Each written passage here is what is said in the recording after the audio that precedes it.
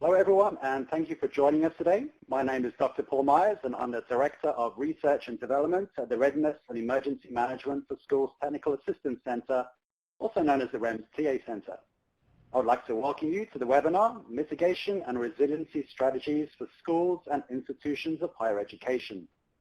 This webinar will provide information and lessons learned on how to help K-12 schools and institutions of higher education, or IHEs, mitigate emergencies and become more resilient to hazards and threats.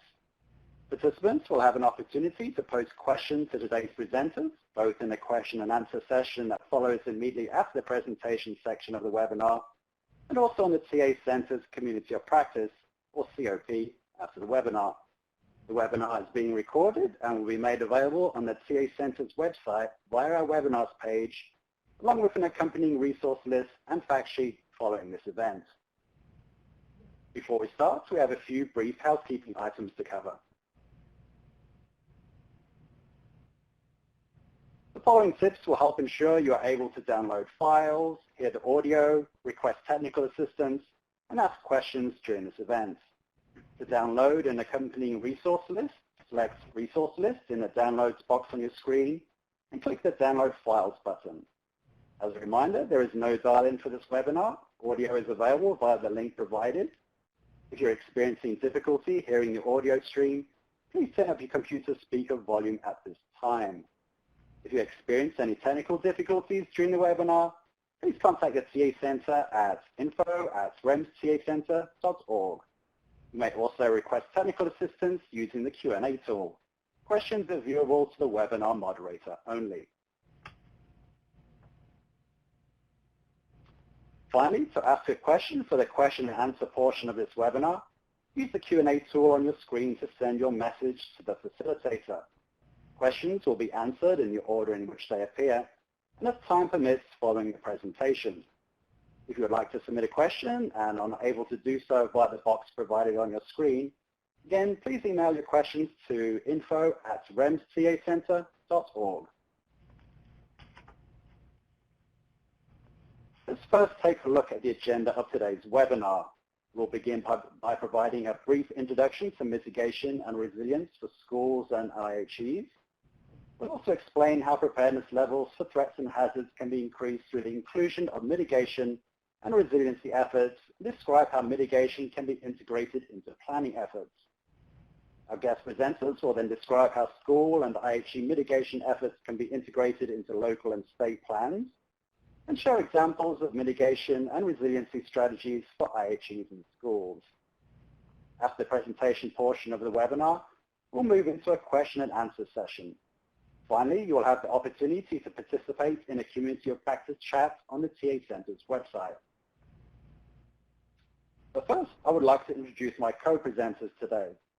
Tonya Coulter serves as the Assistant Vice President for Safety, Security, and Emergency Management for Georgetown University, where she provides overall leadership for the development of policies and strategies across the areas of emergency management, crisis and disaster preparedness, response and recovery, resiliency, and business operational continuity. Tonya has over 30 years of combined federal executive, local, state, military, and international experience providing executive level leadership in support of national level security, safety, intelligence, disaster response, and crisis management. Prior to joining Georgetown in 2016, Tonya served as a senior executive for DHS, the Department of Homeland Security's National Protections Programs Directorate, Office of Infrastructure Protection, and the Federal Emergency Management Agency, or FEMA. Christine Laley, MPH, has worked for the Orange County Department of Education for 23 years, serving in various roles. Currently, she serves as a program specialist working in violence prevention programs, emergency preparedness, and school safety. Christine supports 27 school districts in Orange County and private schools with their safety plans as well as their emergency preparedness needs. She serves as a board member for the California Association's School Resource Officers and Safety Professionals and chair of the board for the Orange County Violence Prevention Coalition of Orange County. Mike Mahoney is a senior geophysicist with FEMA, a position he has held for 32 years. He currently leads FEMA's seismic problem-focused studies and has investigated a variety of earthquake-related issues to develop design and construction guidance. His background includes work addressing flood, wind, fire, and earthquake hazards, and has led numerous projects to research and develop natural hazards mitigation guidance, including the School Safety Guide for Natural Hazards, or FEMA P1000. Mr. Mahoney is also responsible for FEMA's earthquake-related work with the International Building Code. He holds a master's and bachelor's degree in physics. Madeline Sullivan is a management and program analyst in the Office of Safe and Healthy Students, or OSHS, at the U.S. Department of Education. She serves as contracting office representative for the TA Center.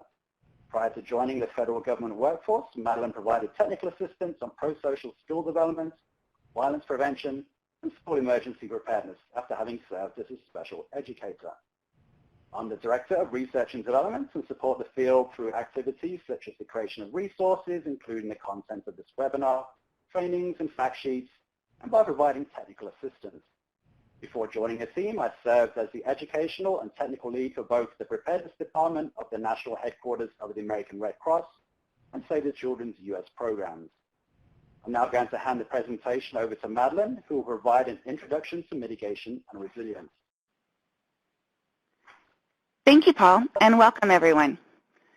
So when we work on mitigation and resilience, we build from three important pieces of federal guidance. And these are for use by schools and their community partners such as fire officials, law enforcement, emergency managers, public and mental health practitioners as well. These are called the Guide for Developing High-Quality School Emergency Operations Plans, which everyone refers to as the School Guide, as well as the Guide for Developing High-Quality EOPs at Institutions of Higher Ed.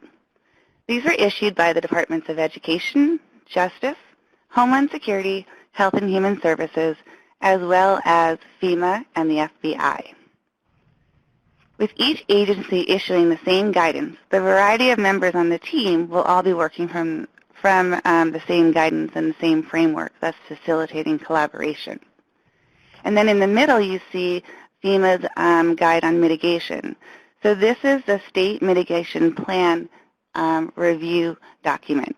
You're going to learn today about the role of the State Mitigation Plan as it helps build the resiliency of schools and higher ed schools.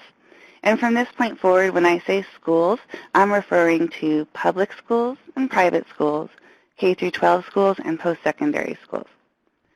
So all of these resources can be found on the REMS TA Center website, and the mitigation one will be included where this webinar is archived and you can view and share with colleagues. On your screen, you see a couple of definitions for mitigation. The first definition is provided for the School Guide and the IHE Guide. These define mitigation as the capabilities necessary to eliminate or reduce the loss of life and property damage by lessening the impact of an event or an emergency. In the second box, we elaborated a bit using more layman's terms and include a definition as the actions that schools take to eliminate or reduce the loss of life, injury, and property damage from an emergency event.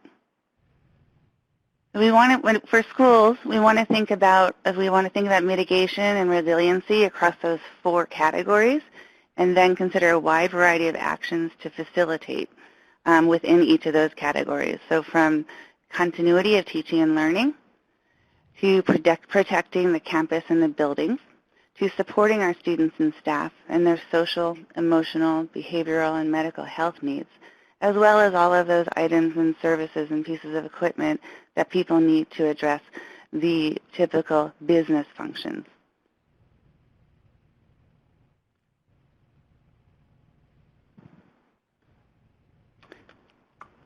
So when we look at this slide, this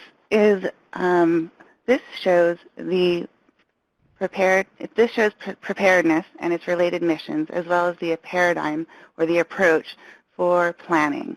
And this is put forth in both of the guides, and you are to consider these within each phase when planning. So mitigation is one of the 5 mission areas that comprise preparedness, along with prevention, protection, response, and recovery. That is to say, as you build capacity in prevention or you build capacity in mitigation, you are building capacity in preparedness. So prevention occurs when schools take action to stop an event from occurring, and protection are those ongoing actions that schools take to safeguard students and staff from hazards and threats. Response is putting the school's plans into place to effectively respond to a hazard or threat and to provide for that immediate need of the students and teachers and staff. Recovery involves teaming with community partners to restore educational programming, the physical environment, business operations, social, emotional, behavioral, and medical health of students, staff, and family. So as you can see, the more mitigation activities we put into place on these 4 categories, the more resilient schools would be, both K through 12 and higher ed. So all of these mission areas are connected, and efforts in one area are likely going to help activities in the other 4 areas. So for example, having effective mitigation strategies in place can help reduce the extent of response and recovery needed after an emergency occurs. So for more information on these 5 mission areas, you can view an archived webinar titled Using the 5 Preparedness Missions to Help Ready Your District and School for Emergencies. And then a link to the TA Center's webinar page is available in the web links box on your screen. The planning teams should consider how mitigation fits into their emergency operations plan, or their EOP. So by now you're probably familiar with the image on your screen, which shows the 6-step planning process that can be used to create, review, or revise EOPs. This process is described in detail in both the school guide and the IHE guide. So these steps are as follows. Step 1 is form a collaborative planning team. And this is going to include officials from within the school and from within the community working together. Step 2 is understand the situation. Here's where you're going to be assessing, evaluating, and prioritizing hazards and threats that face the school. You're also going to be working to develop a capacity assessment to see what resources and skills you have to address all of these. In steps 3 and 4, schools are going to create goals and objectives or intended outcomes, and then create or identify courses of action describing who will do what, when, where, and how. With step 5, it's when the plan is actually prepared and reviewed and approved. This is a critical step because if the roles and responsibilities are clearly defined, when each agency reviews and signs off on this and their leadership, everyone will have a better understanding of their role throughout the plan and their role supporting school communities before, during, and after emergencies. So an understanding of the activities that can be conducted in the mitigation mission area and all 5 mission areas can help generate ideas for what needs to be concluded in an EOP as the planning teams progress through these steps. So for example, mitigation goals, objectives, and courses of action that are identified during steps 3 and 4 as the planning team identifies what activities should be undertaken before a hazard or threat. You'll hear more about this and how they are integrated in the next part of the webinar. But one key thing is that it's critical that these plans, and then especially the especially the mitigation efforts, are coordinated and integrated with those of the local municipality. And then these get integrated into the state and federal plans as well, especially when it comes to mitigation. Okay, so there's a diverse set of possible mitigation strategies that schools can consider that we're going to help make them more resilient before, during, and after a possible emergency. And they can consider these for the campus, the exterior buildings, the interiors of the buildings, including those specialized buildings such as research labs and dormitories. So then, for example, possible mitigation activities include selecting an appropriate site for new buildings and conducting structural and non-structural mitigation of buildings and securing building contents such as bracketing bookcases and such, and then adapting the grounds, the campus to include mitigation strategies for safety. Our guest presenters will provide more details of mitigation planning, as well as these very mitigation strategies and how they are applied in their settings later on in this webinar. In the next section of the webinar, we're going to hear from Mike Mahoney from FEMA about integrating school and IHE efforts into local and state plans. Mike? Thank you, Madeline.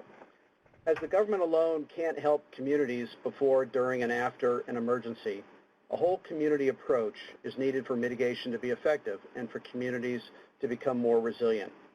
This approach ensures planning is inclusive and integrated, as well as based on all available resources, including those from and for individuals, families, schools, IHEs, non-government organizations or NGOs, the private sector, and local, state, and federal government. Schools and IHEs can work with their local emergency management agencies, or EMAs, to not only gain valuable technical assistance throughout the planning process and possible funding for their mitigation efforts, but also to help the local community with its mitigation planning. These local mitigation plans will in turn be integrated with and bolster state mitigation plans and their activities. The image on your screen shows how the local mitigation process follows similar steps to the 6-step planning process described earlier by Madeline. That is, first, public involvement seeks input from a variety of stakeholders, such as schools, IHEs, government agencies, businesses, and the private sector, just as in step 1 in the 6-step planning process, seeks to build a planning team that represents school or IHE stakeholders. Then a mitigation risk assessment looks at the threats and hazards that can impact a community, as step 2 of the 6-step planning process identifies threats and hazards to the school, IHE, or locality. In developing a mitigation strategy, mitigation goals and objectives for the community are identified, just as goals and objectives are identified for schools and IHEs. After the mitigation plan is created, it is reviewed by the state government and then by FEMA for eligibility. Parallel to this, school and IHE plans are developed and reviewed in step 5 of the 6-step planning process. Finally, the mitigation plan is maintained and updated through monitoring and evaluation, just as school and IHE EOPs are regularly reviewed and updated if necessary. Eligibility and requirements for funding of local mitigation is laid out in the Robert T. Stafford Disaster Relief and Emergency Assistance Act, also known as the Stafford Act.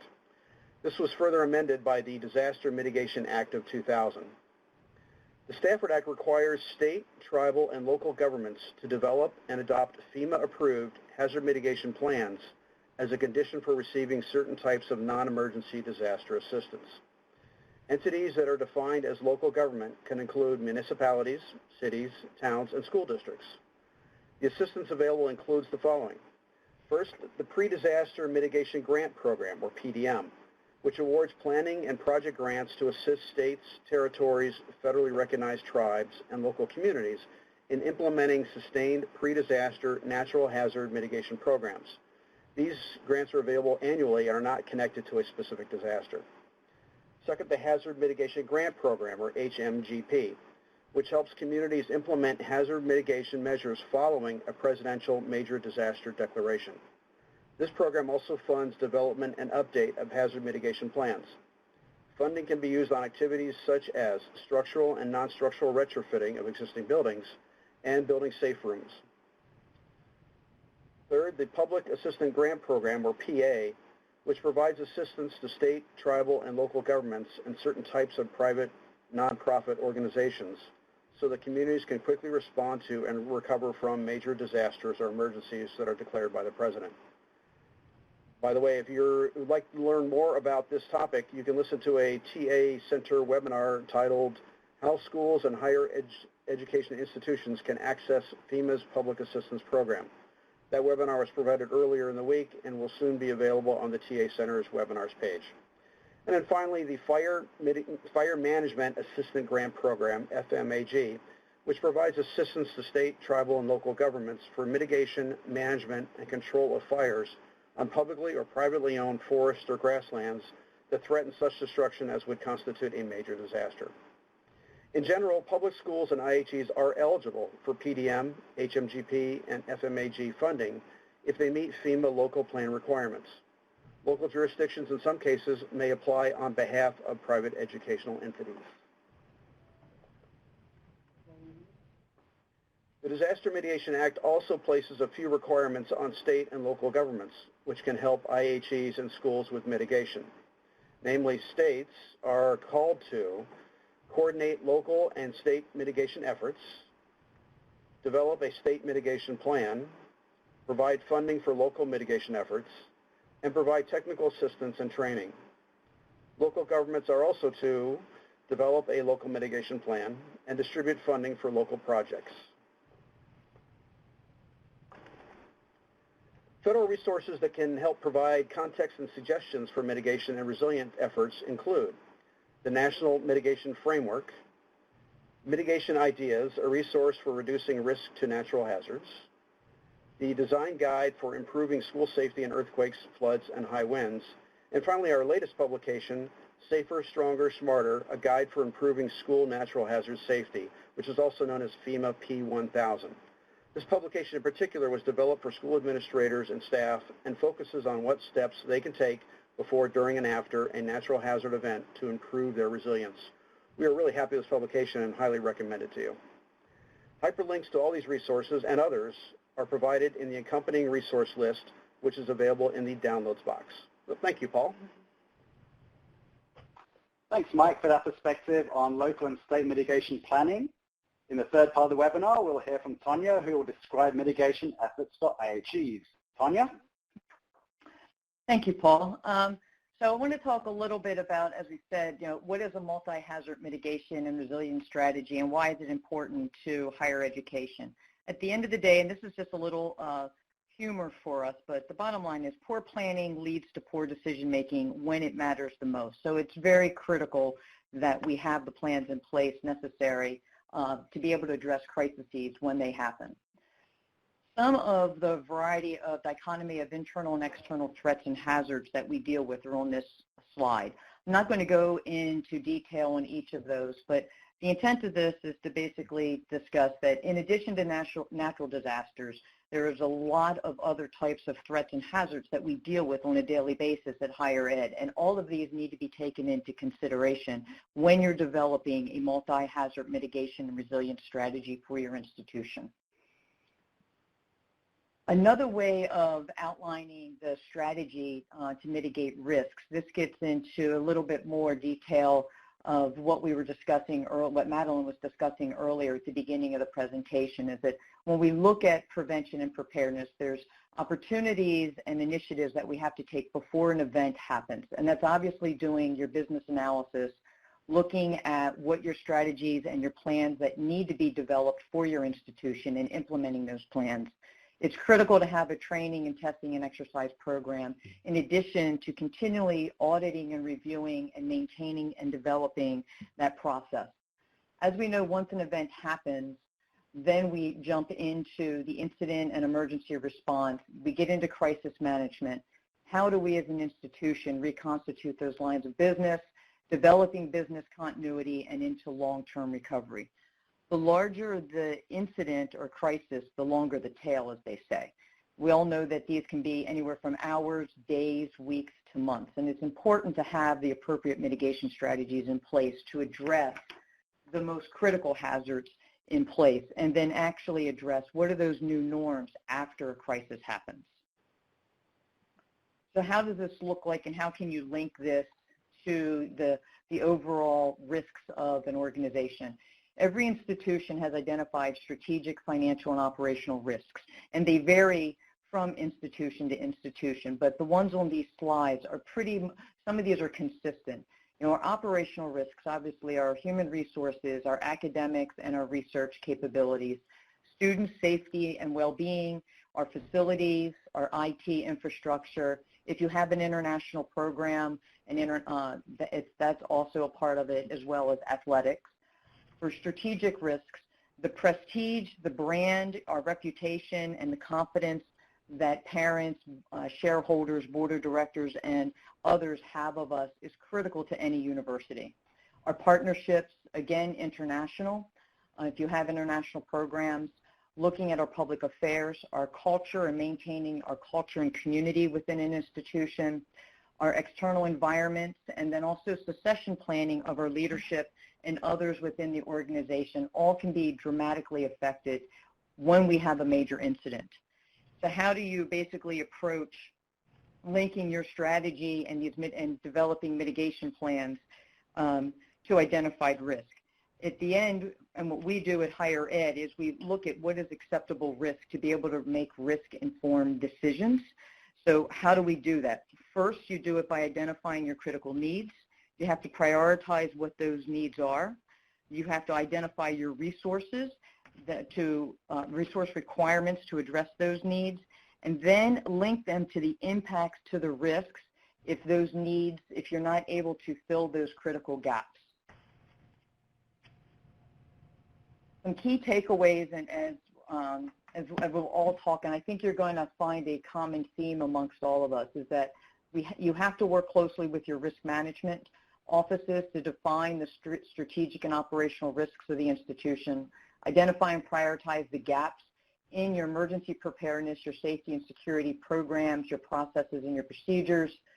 Develop the business case by linking those risks to the threats that support any additional funding and resource requirements that you need to be able to do those mitigation plans, and develop a multi-year plan to address your most critical needs in those gaps. And in the end, I think, and all of us would say, right, we all know that it can take generations to build a reputation, but it only takes 5 minutes really to destroy it. And I think a lot of us have seen that here recently in the news. At the end of the day, institutions, we're going to be judged on how we respond and react when a crisis happens. That's critical. But in order to be able to appropriately respond, we have to be able to properly have those systems, those processes, those programs in place, and the training and the muscle memory to be able to do that. So with that, I would like to go ahead and turn it back to Paul. Great, thank you, Tonya. We're now going to move forward and hear from Christine, who's going to provide a perspective from the K-12 school community. So Christine, over to you. Thank you, Paul. So coming from the K-12 perspective and working with the districts and schools here in Orange County, there's a lot that we can do to mitigate our efforts at our schools, not just within the school site, but also within our community. On this slide here, we'll start with what we can do to mitigate within the school grounds. So as we're looking at the classroom, there's a lot of stuff to consider. The first to consider is the freestanding cabinets, bookcases, and wall shelves. Are they bolted with wall studs to the wall?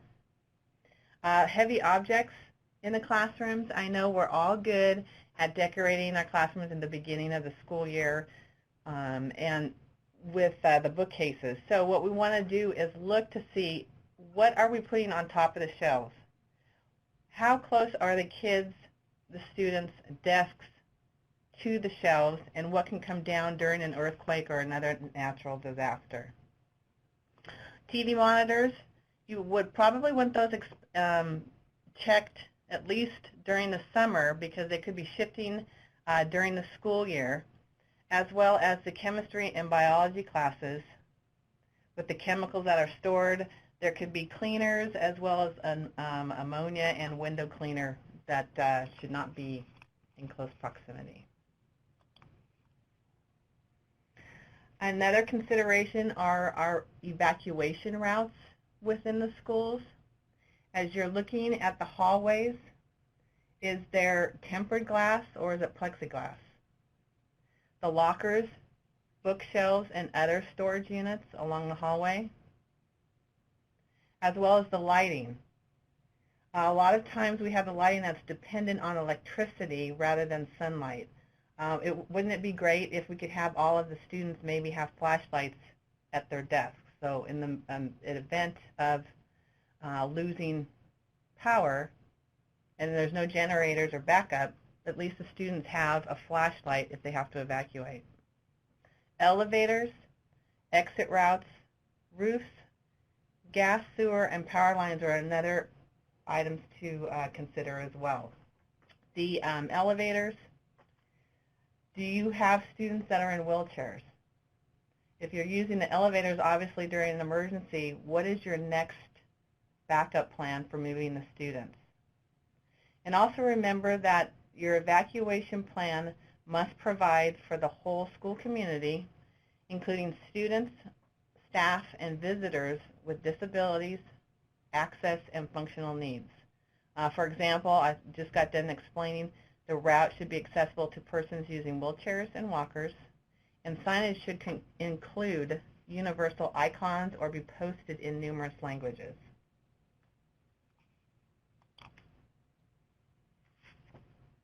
So as you're looking at your hazard mitigation checklist,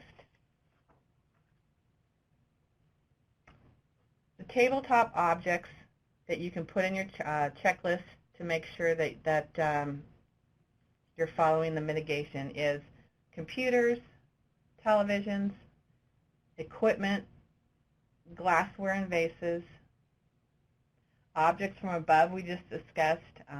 Do you have stuff sitting on top of your bookcases? Also, you want to check the ceilings, the fire sprinklers, hanging lights, and of course our picture frames. The tall furniture, again, we talk about bookcases, cabinets, coat closets, and file cabinets. In our cafeterias, we want to make sure that the cupboards have safety latches. Gas appliances are attached to walls with studs. Same thing with refrigerators. And that tables are secured to the floor with straps or bolts.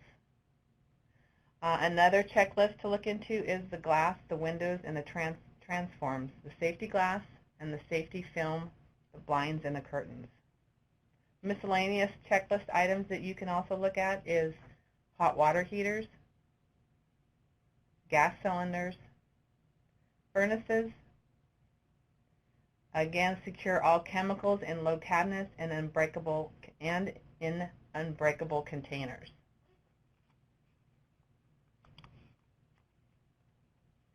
So as far as the neighborhood goes, we have things to consider, such as your high voltage power lines, transportation routes, underground gas and oil pipelines, and other utility vaults and above ground transformers. One lesson that we did learn here in Orange County is that a school was going to evacuate one of the let me start over. In the event of an emergency, one of the schools was going to evacuate over a major street.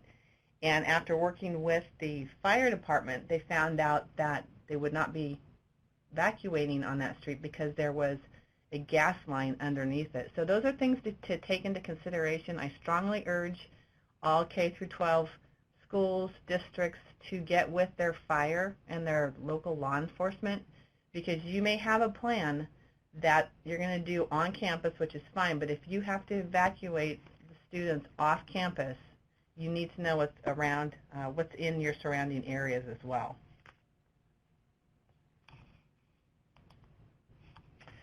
So, what will affect your schools? Do you have floods? The picture that you're looking at now, it's to your right, is actually an event that we had occurred at the end of June here, where we had an airplane that crashed on one of the freeways. We do have schools that are in the flight pattern, so that's something to think about as well. The picture that you're looking at in the bottom left-hand corner is an actual picture of an earthquake. I believe it happened in 2010, and it's from Calexico, Imperial County Office of Education. So as you're looking at this picture, we can prepare, we can plan. Things will happen, but the more we prepare, the less we will have to worry about. So again, if you're looking at the bottom left-hand corner, that's what an actual classroom looks like after an earthquake. And then also to the right is an actual, I believe it was in 2007 or 2008, we had a freeway complex fire that started in one county and ended up in Orange County. And the front page says Armageddon, and it was one of the high schools here that had burnt. So those are just a few things to think about that could happen within your community outside of the school grounds. Another one to look at is on the left-hand side is floods, mudslides. We have schools that are down on a peninsula. They are exposed to tsunamis. We have other schools that are back in canyons that are exposed to fire. On the left-hand side here, you'll see the school that has police activity. So what kind of police activity will handle on your school site? And then in the bottom there is a school that has lost power. So these are all things to think about that can happen within your school. When we conduct emergency preparedness trainings, one thing that we do offer is having the teachers get into groups and discuss what can happen in their school and surrounding their school. So here's just a tool for you guys to use, and it's on a scale from 1 to 10, 10 being the greatest chance of occurring on campus, the worst case scenario using a scale from 1 to 10, 10 being the greatest. And then what you want to do is, let's say you've listed 8 or 9 different hazards. So what you would do is go ahead and list them, and I'll show you on the next slide here. Planning priority, risks, chances of occurrence, and effect. So the chances of an earthquake happening within the school, and again, I didn't put these out in order, but just to say that the chances of occurrence is 5. The effect would be great, it's a 10. So you go down these 2 columns on the chances of occurrence and effect, but then on the left-hand side, you would prioritize. So let's say a school said, okay, earthquake is top on our list, local police activity, fire, etc. So then you guys would start planning around these planning priorities that you as a school have listed. This slide here has been taken from the school guide. It's an evaluation and prioritization model, and it's an excerpt from the federal guidance, the school guide that Madeline discussed earlier. This model includes a couple more considerations for you guys to think of. Once an initial set of threats and hazards have been identified, the planning team should evaluate the risk posed by them using assessment tools such as culture and climate assessment. The team should then collect all the information into a format such as a table that details attributes of the hazards or threats such as probability of occurrence, magnitude, and how much warning time is typically available. In Orange County here, we are very fortunate to be able to partner with our Orange County Intelligence Assessment Center, OCIAC, because we really like our acronyms here in education. And basically what OCIAC does is they're part of the Orange County Sheriff's Department. They're working with all of the K-12 schools in Orange County, and they're standardizing, collecting data across the entire county, and basically ensuring that the schools have emergency mitigation plans. In the beginning of this, it was emphasized on active shooter, but we use this for earthquakes, lockdown drills, etc. And so what we have here, and I'm not going to go through all of the slides in depth, but the school resource officer, or if the school does not have a school resource officer, one of the law enforcement officers will meet with the school administrative office as well as one of the OCIAC representatives. They'll go ahead and fill out the school response form, which basically talks about the school parameter, key school personnel contact information, the security measures, the responding agency, and utilities. And it's an in-depth response form, so they'll go ahead and they'll fill that out. Then what will happen is the information is uploaded from OCIAC. So this is just another layer of security. So as whatever event is unfolding, the Sheriff's Department will also be able to respond and support the local agency law enforcement that is working with the school district. Couple of slides left here. I've heard this probably about a week and a half ago from a colleague, and it's called consequence management. So that's a new term that is out there. And as you're looking at this waterfall here, it's not what's happening at the beginning, at the very top, in our case, what's going on in the beginning of the event, but what's happening during the ripple effect. So you've got the top piece of the main event that starts, but how are we handling every little detail during that ripple effect to the very bottom of, okay, it's over, how do we rebuild, how do we get back to normalcy? So that's another word to start looking at, is consequence management. And then remember, when the disaster strikes, the time to prepare has passed. A lot of times people will say, okay, tomorrow, but we're only as good as we practice. Thank you, Paul. Thank you, Christine. We're now going to move forward into the final part of this event with a question and answer session. As a reminder, to ask a question, use the Q&A tool on your screen to send your message to the facilitator. You can also email us at info@remstacenter.org. Questions will be answered in the order in which they appear and as time permits. So let me just have a quick look here. I think we have one question. Do you have any tools that can help us discover areas and items we need to consider when developing mitigation strategies and activities? So we actually have a few resources, and Madeline mentioned a few of those at the beginning of the presentation. So a resource that we like to refer folks back to is the school guide and the IHE guide. It's really the foundation for a lot of the work and where we got a lot of the information from for our resources. There's also the mitigation resource list, which is available for download on your screen. If you have a look at the top, there's the downloads box. So there's some great resources that you might want to check out in there.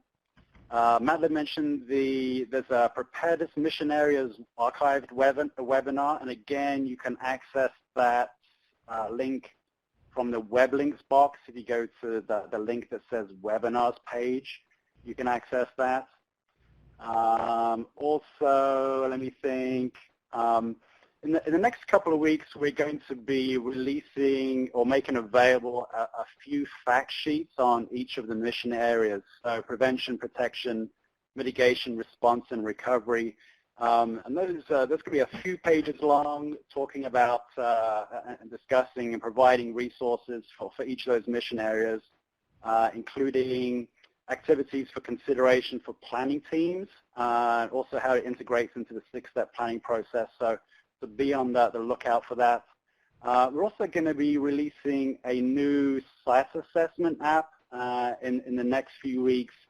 That's going to include some basic introductory information on aspects such as crime prevention through environmental design or SEPTED and universal design. An assessment that you can use, which is a very, very comprehensive assessment with lots of questions included in that. A next step section on sharing information with first responders and then improving educational facilities, and then additional resources again for federal partners, including their websites. Madeline, am I missing any biggies I think we need to include to help answer that question? Well, I'm also thinking about other types of assessments. So, for example, culture and climate. So there's a lot of mitigation activities that can be done for those types of hazards and threats. So we have a partner at the Department of Education. It's another one of our technical assistance centers. It's the National Center for Safe and Supportive Learning. They have a comprehensive assessment that addresses school climate and school culture. They have resources for both K through 12 and higher ed. So to use as an example, if we think about all of the behavioral prevention programs, we know that they're not 100%. We still need mitigation efforts to support them, and come up with strategies like that. So, for example, for all the work we do in preventing bullying, there might still occur an event of bullying or hazing. And so the schools, whether it's K through 12 or higher ed, still need to be ready to respond rapidly and to support the people involved, so as to hasten recovery and lessen the injury. In this case, emotional injury and also potentially physical injury. So I encourage you to think broadly. And then another one that's very important is capacity. So when we talk about planning, we're also, after we identify the hazards and threats, and we're talking about goals and objectives and courses of action, so we're talking about what we're going to do before, during, and after, I encourage you to think about your capacity. So that is, what resources do you have, what equipment do you have, what supplies do you have, and what do your community partners have, because they are going to be, they're going to be working with you before, during, and after. And here's an opportunity to share, especially since this is a mutual responsibility. No matter what we're talking about, no matter the mission, if an event were to happen, everybody would be responding together. And so, and on that note, expand that to think about skills. So in most schools and higher ed schools as well, you're going to have a number of adults there who have a great deal of expertise on individual topics that you don't necessarily know about through their school-based responsibilities. So as an example, you might have a volunteer fire person on your staff, and they can contribute in so many ways, especially to mitigation, whether it be identifying and brainstorming strategies or being a part of the actions to be taken. And then on that note, there are a lot of opportunities for students to participate. And FEMA has some great programs, Teen Cert and Campus Cert. And we work with FEMA on both of them, and we actually have webinars describing it more. But that is another collaborative program that is led by the school and done in collaboration with with the community's first responders. And so that adds another layer.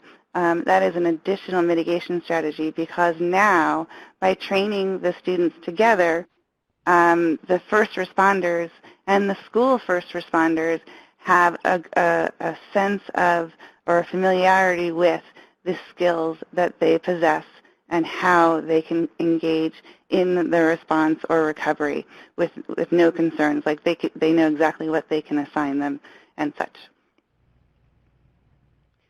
So I just mentioned a lot, and I'm wondering if any of our fellow presenters have more to contribute or want to describe some of their own that they've used.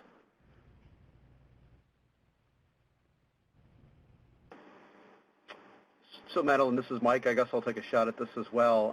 FEMA has a large number of products, as you well know, addressing different hazards and mitigating those hazards. a lot of them are technical for, targeted towards design teams, engineers, or whatever the school may call in. But some of them are also focused, on more of a non-technical basis and would be usable by school staff or whatever. And the new document we just came out with, FEMA P1000, actually captures a lot of those as references. The document not only walks you through what you can do before, during, and after, but it also has a series of appendices or supplemental sections, one on each hazard, and provides additional guidance for mitigation of those hazards within those supplemental sections. So there's a lot of material that's out there that would be available. Thank you, Mike. Yes, and I encourage everyone to take a look at the resource sheet that is included in the box. There is another resource by FEMA, which I think you would find very helpful. It puts out a number of mitigation activities that are organized by the particular hazard. And in a quick skim, I think you would find a number of opportunities for some of the mitigation strategies to be integrated with academics and extracurricular activities. So as an example, if a school has an architecture program, they could be participating in these efforts when it comes to the buildings. Landscaping. So I know at both the K-12 level and post-secondary level, there are a number of class opportunities as well as extracurricular activities to participate in such things. So, so yes, FEMA has a lot of resources, and they're very knowledgeable, and they are included in the resource list. Thank you. I'll jump in real quickly as well, and I think for those who are familiar with the school guide and just the preparedness efforts in general, what we're advocating, it's also worth considering what your local community partners can bring to the table. And when we say community partners, we're looking at folks like local emergency management agencies, law enforcement, fire, EMS. So really those local folks who are going to be helping with your preparedness efforts and also responding to any incidents at your school or university or college or institution of higher education. So we have a lot of great guidance from the federal level and even state documents coming out. But just remember that planning and preparing for any hazards or threats really is a collaborative effort. There's likely a lot of expertise and experience in your locality of folks who have been doing this for a long time, possibly even decades, who can provide different perspectives on those preparedness efforts. So bringing in your law enforcement, they obviously focus on safety and security. They're going to provide a different perspective than your local emergency management agency, who's going to provide a different perspective from the EMS or fire department. So there's definitely some great resources out there, and just again, just consider who you can use locally. Maybe do a little bit of brainstorming with your planning team or others on folks you can reach out. And I think you'll be pleasantly surprised. There's a lot of folks who want you to succeed and want to help, so they'd be willing to do that. And then that's an excellent point, and it reminds me of every state has a mitigation plan. And so they are to work with the locals in order to develop it and review it and enhance it each year. And with that, they do provide technical assistance, and sometimes there's a potential for funding. And that's another reason why you all should be collaborating with your local municipality and those community partners. Thank you, Paul. Yeah, thank you.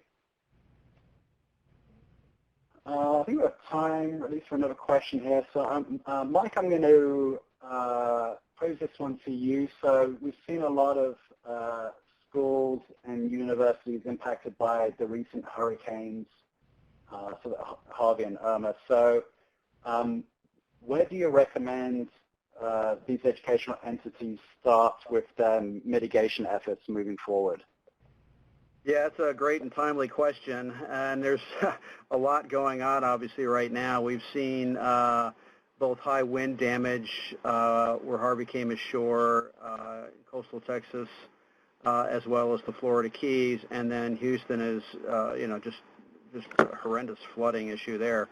And each one brings different challenges. On the wind side, I would say if you're rebuilding from having wind damage, use the latest version of the building code. The International Building Code references a wind standard called the American Society of Civil Engineers, ASCE 7. That's updated constantly, so it's got the latest information, latest wind maps in there, and rebuilding to new standards is probably one of the best mitigation measures you can do right out of the box, whether you're required to or not by the local building official. I would work with your local building department and see what they recommend with that. On the flood side, it's really all about elevation. FEMA does put out flood maps the communities use when issuing new permits for new construction or for retrofitting. Those are a minimum. If you're having to rebuild a building that's been flooded out, you may or may not be required to elevate it. Consider elevating anyway, or at least moving, the operations up to a higher level. The higher you go, the more protection you're going to have. There were buildings in Houston that, while they were required to be elevated, 3 or 4 feet, they went up a full story anyway, so they had parking underneath. Well, they fared fine. Even though the flooding went higher than that 3 or 4 feet, it did not go all the way up a full story in a lot of the cases we're seeing. So there are steps you can go to, go beyond the minimum code, beyond the minimum standards when you're rebuilding, and it's the perfect time to do that. You're already,